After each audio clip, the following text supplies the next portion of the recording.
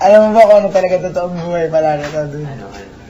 Artista pala talaga ito sa Cebu. Huwag kang magano. Grabe. Grabe pare. Hindi natin alam yun, April 10 pa lang kasama na natin. Kasama ko na yun. Ano yan ako? Grabe. Artista pala. Ano Pero kung ilalabang kita ng soccer, masisigurado mo bang matatalo mo kahit 1-on-1? Ay, ano ka sa soccer? Wala lang, halimbawa lang. MVP yan eh. No? Ay! Sino ba? Maglaban na lang. Okay nga, maglaban. Soccer din yun. Deal. Sa paglabas, maglalaban si Pat tsaka yun. Pagka nanalo. Wala na, best friend ko na. O kaya nga, best friend mo rin naman siya. Dalawang best friend ko.